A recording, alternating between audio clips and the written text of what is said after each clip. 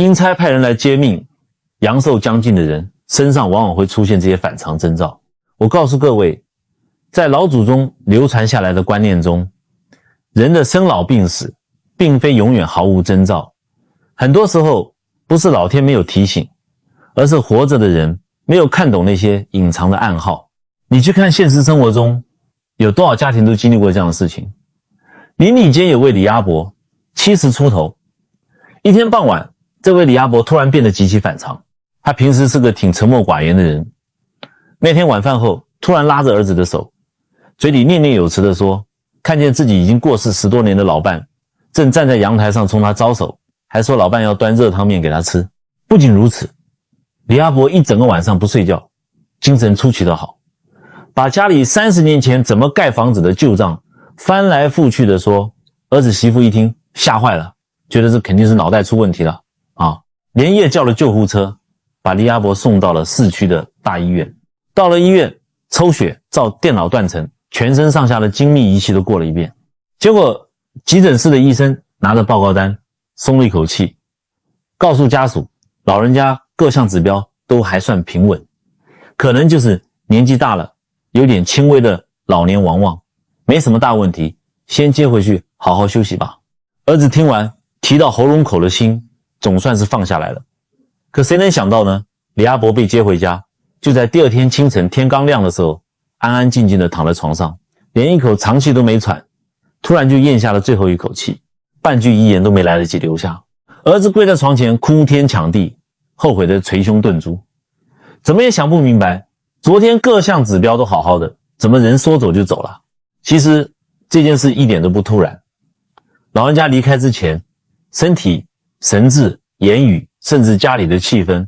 往往早就出现了一连串的异常变化。民间把这些现象称作大限将至的提醒，也有人说这是阴差前来接引之前提前送来的暗号。只可惜很多做儿女的平时忙着工作和家庭，虽然陪在长辈身边，却没有真正看懂这些变化背后的意义。人这一辈子就像佛堂前供着的一盏油灯，父母给予我们的先天元气就像灯盏里的油，一个人的精神、体力和生命力就像灯芯上燃烧的火焰。现代医学能够检查身体的器官、血液和病灶，却很难准确预知一个人的生命究竟会在哪一刻走到终点。当一盏油灯即将燃尽时，火苗不一定会安安静静的慢慢熄灭，有时候它反而会忽明忽暗，左右摇摆，甚至在最后一刻突然蹿得很高，爆发出比平时更加耀眼的光芒。可那并不代表灯油重新变多了，恰恰相反，那可能只是剩余的能量在熄灭之前最后一次集中释放。人有时也是如此，有些久病卧床的老人家会突然变得精神奕奕，胃口大开，开始主动说话，甚至能够下床走动。家属以为老人终于好转了，满心欢喜，却不知道这种短暂的变化在民间常被称作回光返照。当人生这本生死簿即将翻到最后一页时，一个人的肉身、意识、言语乃至周围环境都会出现异常的闪烁。这些现象究竟意味着什么？接下来我会把老人阳寿将近时最常出现的几个征兆逐一讲清楚。大家要懂，提前了解这些现象并不是为了吓唬大家，更不是让你疑神疑鬼，而是希望当家中长辈真正走到人生最后一程时，你能够放慢脚步，多陪他说几句话，多握一会他的手，听懂那些没有说出口的告别，看懂这些提醒，才能让我们在长辈面对大限之时尽到真正的孝心。不要等到人已经离开了，才对着空荡荡的房间后悔，变成一生都无法弥补的遗憾。地府发来的第一道传票，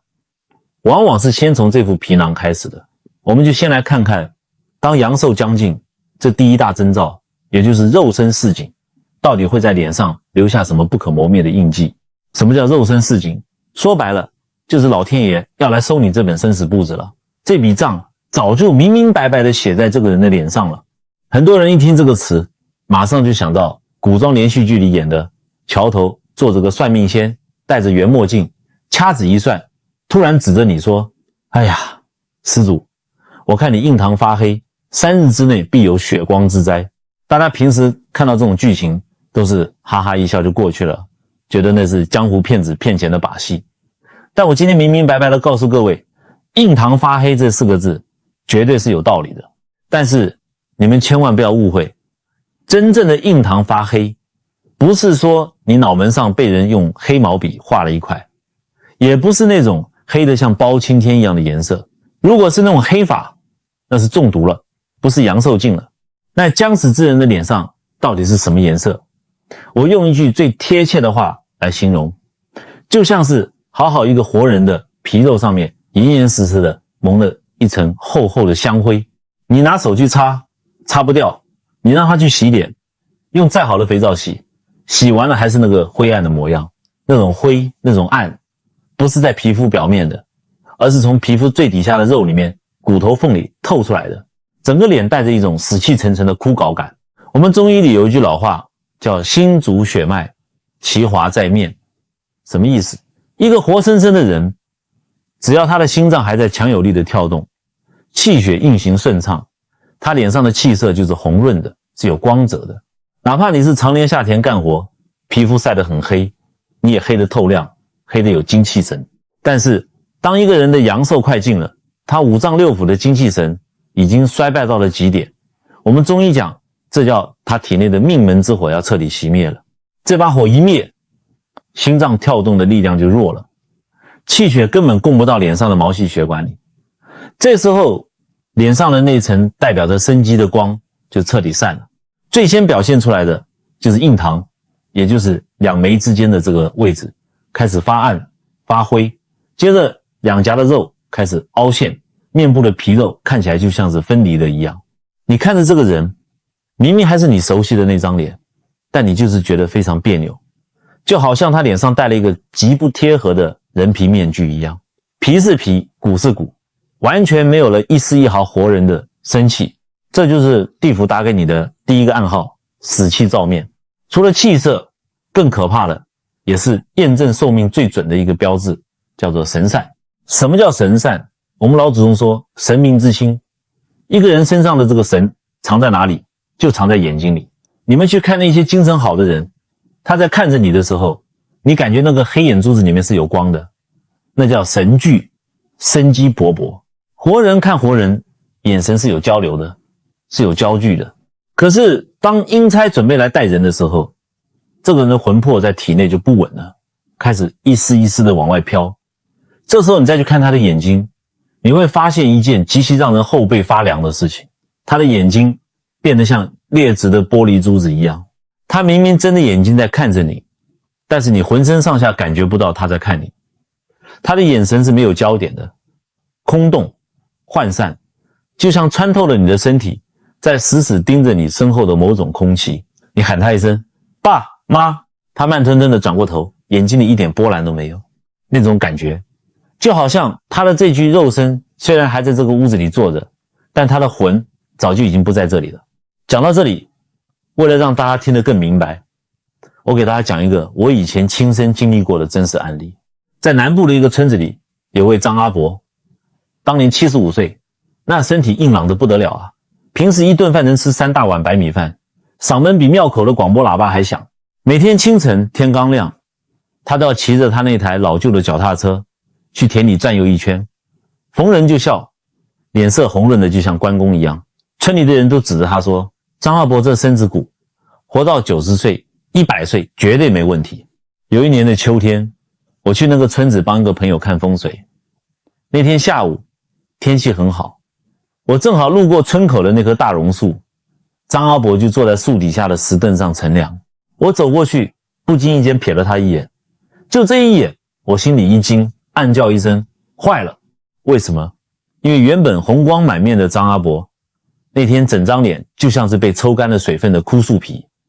最明显的就是他的印堂到鼻梁这块死死地笼罩着一层灰蒙蒙的青黑色，那种黑没有半点光泽。我再往下看他的眼睛，平时那双炯炯有神，逢人就大声打招呼的眼睛，此刻正直勾勾地盯着前面的一块泥地，眼神完全涣散，就像2潭死水，浑浊不堪。我察觉出不对劲，主动走近跟他打招呼：张阿伯，今天天气这么好，怎么没夏天去转转啊？他没有马上理我，他迟钝了足足有10秒钟，然后才缓缓的像生了锈的机器一样转过头来看我。他看着我，但我感觉他那双玻璃珠一样的眼睛根本没看清我是谁。他开口了，声音变得极其微弱，像是在自言自语，又像是在梦游。今天不去了，身子骨突然觉得好轻啊，就想坐着歇会儿。各位朋友，你们一定要把这句话死死记在心里。将死之人往往感觉不到身体的沉重和病痛了，因为他们体内的阳气正在迅速剥离肉身，这在我们玄学上叫做魂飞魄散的最前兆。人会觉得身体异常的轻盈，就像没有重力一样。我一看这情况，这哪里是歇会啊，这是阎王爷已经在翻本子了。我赶紧跑到田里去找他的大儿子，我拉着他大儿子的手说：你赶紧带你爸去大医院做个全身检查，或者这几天什么活都别干了，就好好在身边陪着。老人家气色非常不对，怕是大限就在这几天了。结果你猜怎么着？他大儿子甩开我的手，摆摆手笑着说：老师啊，您看风水看命理是一绝，这个我服，但看病您就不懂了吧。我爸昨天还在院子里拿斧头劈柴呢，一顿饭吃的比我还多，他今天就是昨天晚上打牌睡晚了，没精神而已，哪有您说的那么玄乎。我看着他大儿子那副铁齿不以为然的样子，心里只能深深叹气。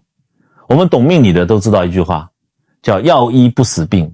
佛度有缘人。生死簿上划了名字，神仙难救。做儿女的如果不用心，老天爷给的提示再明显再可怕，他也当成是耳旁风。结果呢，事情的走向完全不出我所料。仅仅过了3天，第3天的清晨，张阿伯的大媳妇端着稀饭去房里叫他吃早饭，结果发现老人家安安稳稳地躺在床上，早就没了呼吸，身子都凉透了，走得很安详，没有痛苦，这属于我们常说的无疾而终。但是张家上下乱成了一锅粥，哭成了一团。大儿子更是后悔的捶胸顿足，跑来找我哭诉：老师啊，我爸前一天晚上还吃了2个肉包，怎么突然人就没了，连句话连个字都没给我留下啊。我当时指着他的鼻子，极其严厉地批评了他，一点都不突然。老天爷在3天前就已经把催命符贴在你爸脸上了，那满脸的死灰气，那散掉的眼神，那就是地府在跟你爸做交接。是你们做儿女的平时只顾着忙自己的事，连多看老人一眼多关心一句的时间都没有。现在人走了，你怪得了谁？人老了就像一台运行了几十年的老机器，里面的零件早就磨损不堪了，随时都会停摆。很多时候西医的仪器测不出来，是因为仪器只能测出具体的病灶，但它测不出一个人气数的衰竭。当你发现家里的长辈平时性格开朗，突然变得沉默寡言，或者脸色突然之间失去了以往的红润，变得灰暗枯黄，怎么洗都洗不掉，又或者眼神总是飘忽不定，呆滞涣散，甚至告诉你他觉得身体发青，这个时候千万不要掉以轻心，因为这很有可能就是他们在这世上留给你们的最后一段告别时光了。肉身的败坏和神识的涣散只是地府派出的第一波信使，当这个阶段过去之后，接下来发生的事情就会更加不可思议。因为当肉身彻底束缚不住魂魄的时候，人的行为举止就会发生翻天覆地的反常变化。那些平时卧床不起的人可能会突然下地走路，那些平时小气吝啬的人可能会突然把所有的家当都分发出去。这到底是怎么回事？这就是我们经常听到的，也是最容易骗过家属让人揪心的第2大征兆，回光返照与迟睡。肉身上的死气，也就是我们讲的印堂发灰，眼神涣散，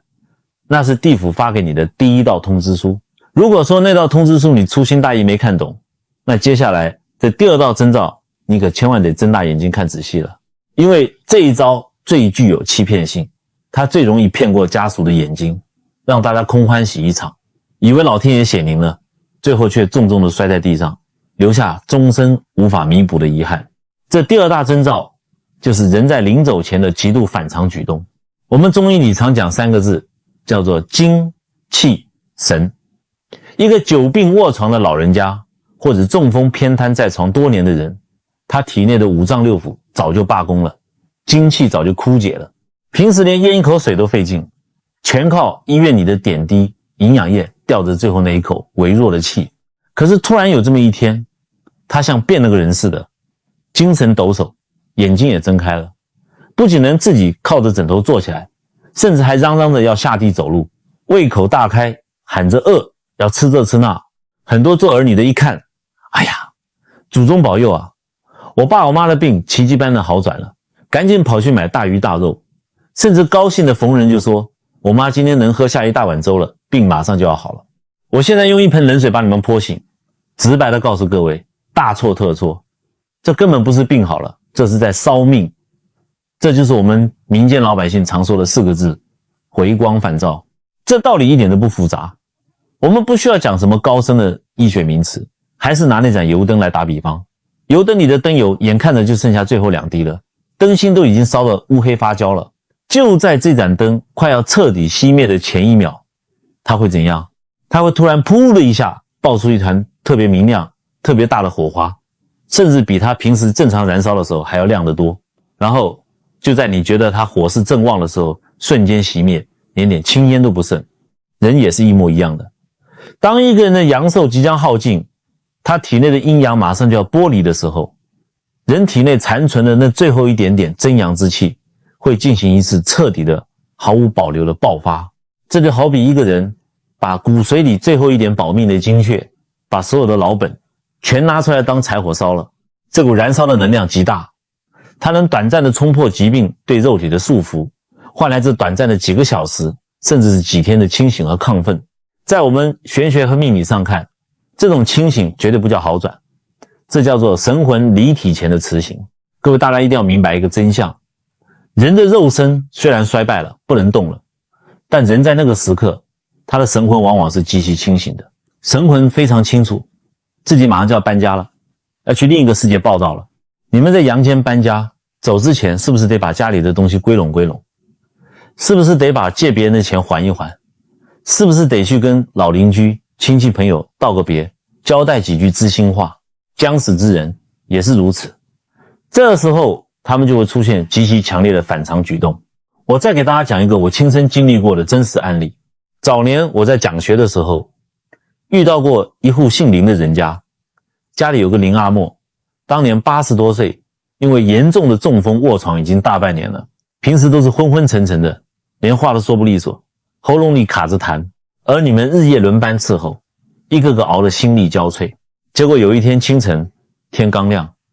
林阿嬷突然自己靠着床头的木板坐起来了，大女儿端着热水盆进去，准备给她擦脸，当场吓了一大跳。只见老太太虽然脸色还是灰暗的，但那双平时怎么都睁不开的眼睛奇迹般的睁得老大，甚至说话的声音都变得响亮清晰了。老太太看着大女儿，开口第一句话就是，老大，去把我柜子里最底下的那套红底牡丹的旧棉袄拿来给我穿上，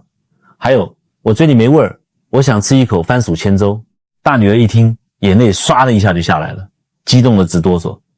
她以为老妈熬过了这道鬼门关，病终于好转了，有胃口要吃东西了。虽然现在这社会谁还吃番薯千粥这种穷苦年代的粗粮啊，但既然老妈点名要吃，大女儿赶紧跑到厨房去熬。阿嬷穿上了那身压箱底的旧棉袄，端着那碗稀饭，呼噜呼噜的竟然喝下了一大碗。吃完之后，她破天荒的让大女儿去打电话，把在外地工作的几个兄弟姐妹全部叫回了床前。要知道，林阿嬷平时是个非常节俭，甚至在儿女眼里有点护食小气的老太太。儿女平时花大价钱给她买的冬虫夏草、高级燕窝，她总是藏在床底下舍不得吃，连孙子来拿一块糖，她都要念叨半天。但那天早上，她做了一件让全家人都吃惊的事。她哆哆嗦嗦的从贴身衣服的内口袋里摸出一个用红色塑胶袋包了一层又一层的旧手帕，一层层打开，里面是一个翠绿的玉镯子和2个成色很老的金戒指。她把玉镯子塞给大女儿，金戒指分给2个儿子。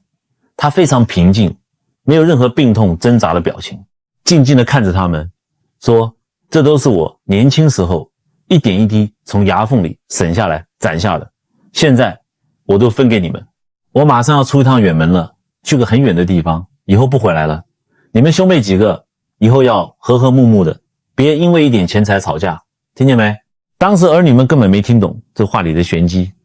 还以为老太太在说胡话。大儿子还拉着老太太的手笑着安慰，妈，您这病都见好了，饭都能吃一大碗了，您哪儿也不去，就在家好好享福。结果到了当天的傍晚，宁阿莫说自己累了，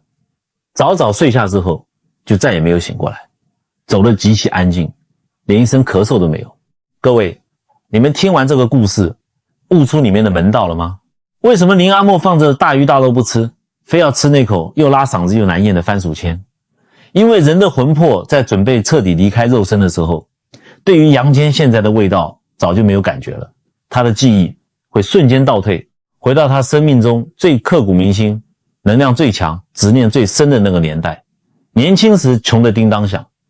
那口粗粮是他撑过苦日子、养活一大家子人的救命粮，那是他生命最本源的记忆，这叫做寻根。为什么平时极其小气、舍不得吃穿的老太太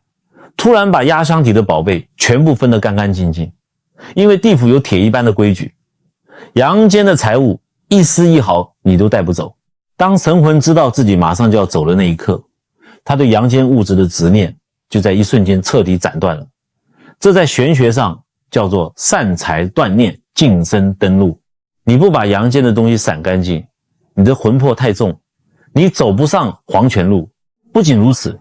有的人临走前还会突然说一些平时绝对不可能说的话，比如平时脾气暴躁，跟女婿一直不对付的岳父突然拉着女婿的手，眼泪汪汪的连连道歉，或者一个瘫痪在床的老人突然暴跳如雷，非要让人背着他去几十公里外的乡下老房子看一眼。这都不是他们在发神经，这全都是他们的神魂在做最后的辞岁。所以如果你们身边那些久病卧床的长辈突然之间精神大好，突然要吃某种非常奇怪或者特定的食物，突然把平时的宝贝都拿出来交代归属，突然跟你像交代后事一样说些肺腑之言，这个时候千万不要庆祝，更不要自作聪明的给老人安排什么消耗体力的西医大检查，不要跟他们顶嘴，他们想吃什么你就立刻冲进厨房赶紧去做，他们要交代什么话你就立刻拿个小本子记下来，认认真真的听着，哪怕他们说要去天涯海角看一眼，你也得顺着他们，因为这是老天爷对你们家最大的仁慈。老天爷强行挤出了他们体内最后一点真阳之气，给了你们最后几个小时的时间，让你们能够好好的告别。而当这段短暂的回光返照结束，神魂离体到了一定程度，阳气衰弱到极点，马上就要跌破阴阳交界线的时候，更恐怖但也更让人敬畏的第三个大征兆就要出现了。那是普通人根本看不到的世界，但临终者却看得清清楚楚，那就是第三大征兆，阴阳眼开。如果说前面讲的肉身死气、回光返照，你们家属还能勉强用科学、用医学的借口去敷衍过去，自己骗自己说是病情好转，那么接下来要讲的是第三个大征兆，绝对会让所有最铁齿的人都哑口无言。这就是人在临走前最不可思议，甚至让很多做儿女的觉得毛骨悚然、后背发凉的现象，阴阳眼开。大家在生活当中肯定听说过，或者你自己就亲眼见过，很多久病卧床的老人，到了生命的最后几天，会突然指着空无一人的床头，或者空荡荡的墙角，惊恐或者是极其欣慰地说，哎呀，我妈来了，你看你爷爷就站在那里。有些老人更夸张，甚至会对着空气跟已经过世了10几20年的亲人有说有笑的拉起家常来，一问一答，逻辑非常清晰。这个时候家属跑去问医生，医生可能连多看一眼都不会，大笔一挥，用冷冰冰的科学名词告诉你，哎呀，家属别大惊小怪，这是病人临终前器官衰竭、大脑缺氧产生的幻觉。你们仔细想一想，如果是大脑缺氧产生幻觉，为什么1万个临终病人产生的是同一种幻觉？为什么他们大脑缺氧的时候看到了从来不是什么外星人，不是什么怪兽，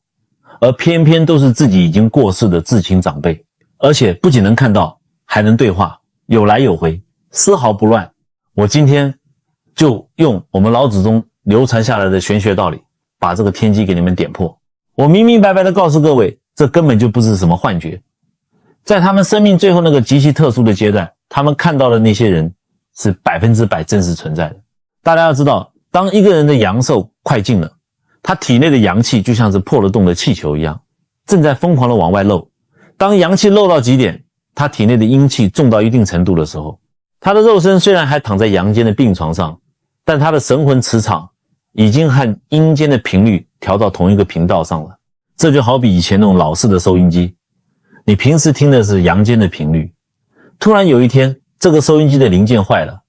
波段咔嗒一下自动滑到了阴间的频道，所以他就能清清楚楚地看到阴间的景象，听到阴间的声音。很多朋友听到这里吓得浑身发抖，哎呀，老师啊，那不就是地府派鬼来抓人了吗？那还不赶紧请道士来做法驱鬼啊？大错特错，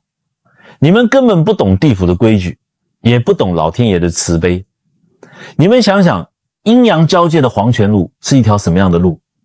那是一条暗无天日、阴风阵阵的陌生路。一个刚刚脱离了肉身的新魂魄，孤零零地走在这条路上，他会非常害怕，非常孤独。为了不让这些新魂魄因为恐惧而走丢，变成孤魂野鬼，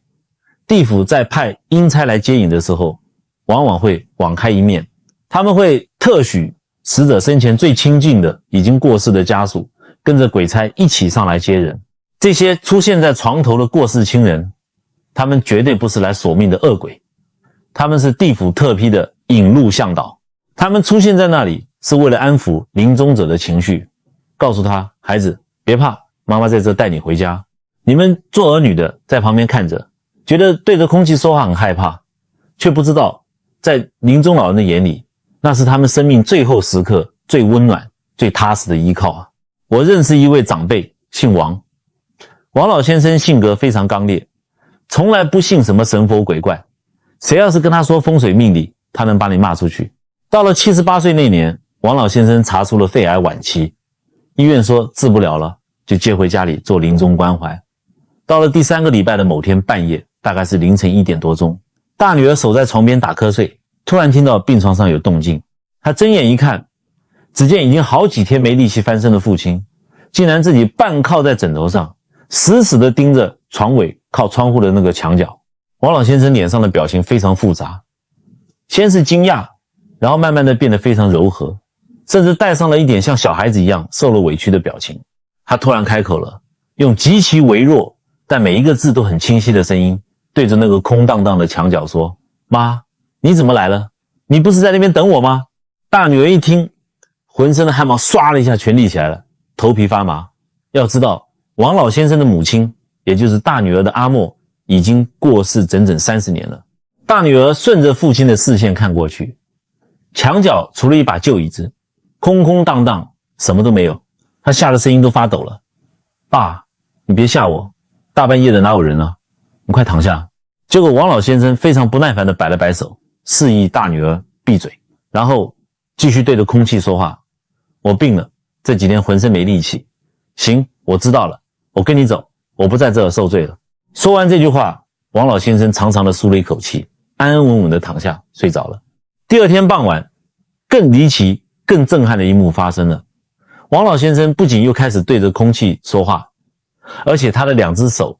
开始在被子上不停地摸索翻找。大女儿哭着问，爸，你找什么呢？你要什么我给你拿。王老先生一脸认真地回答，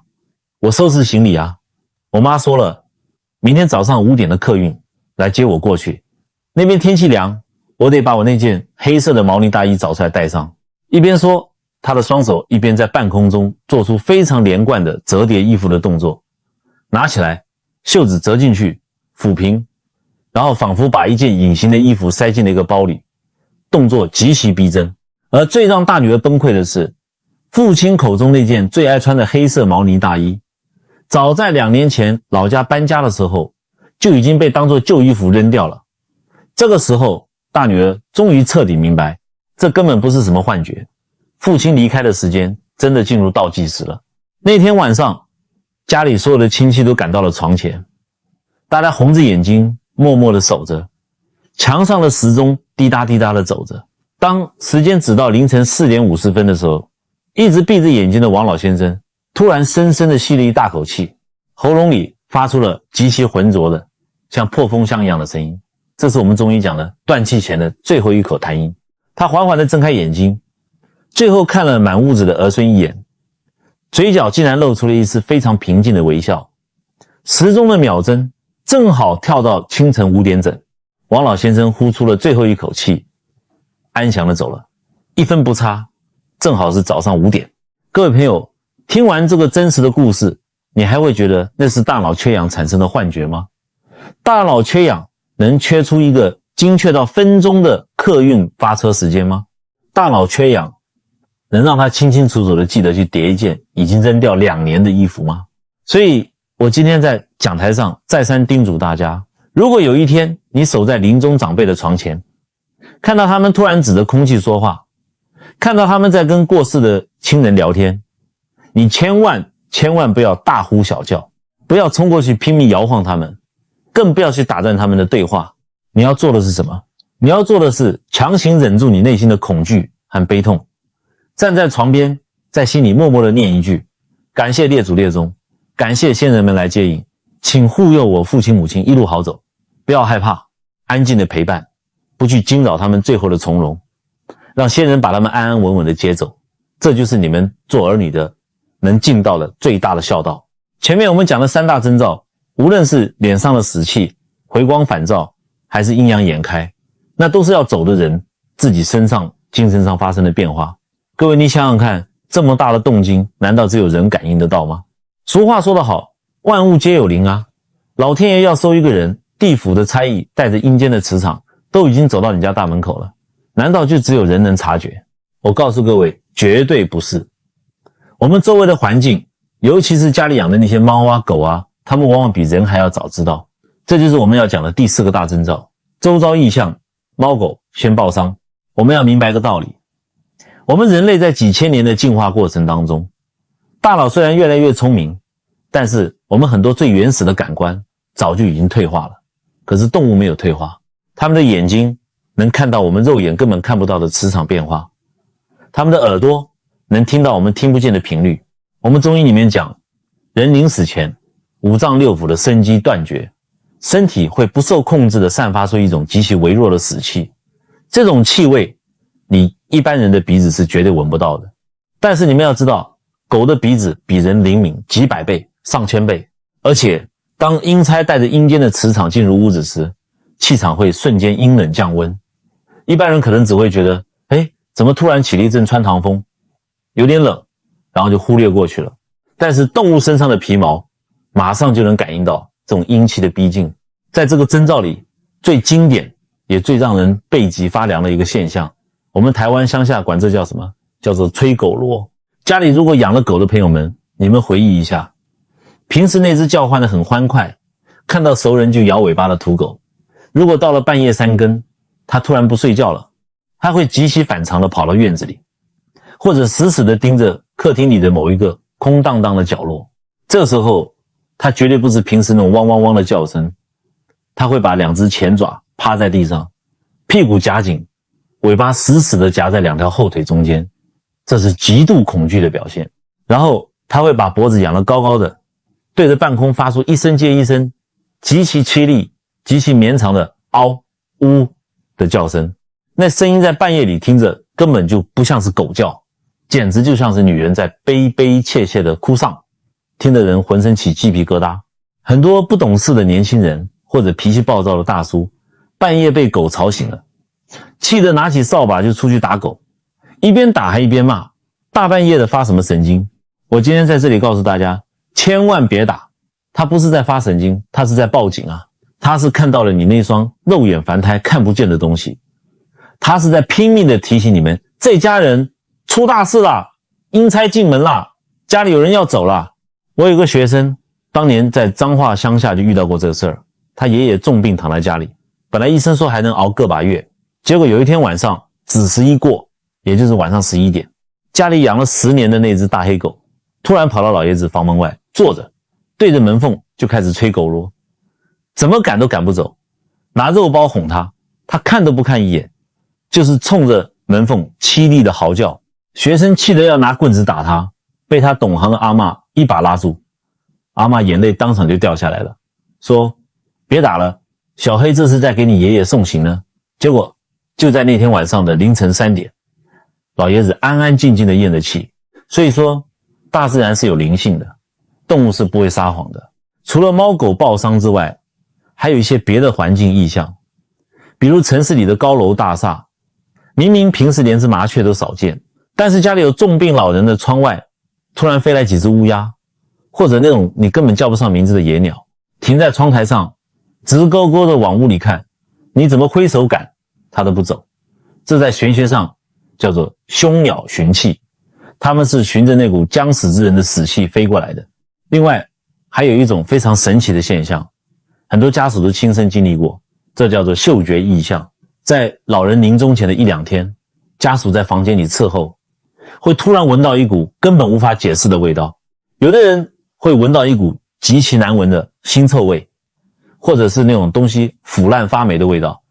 明明老人的身上擦得很干净，床单也是刚换的，但那个臭味就是充斥着整个房间。这就说明老人的肉身虽然还有气，但五脏六腑早就已经提前败坏了，这是走了很痛苦的征兆。但是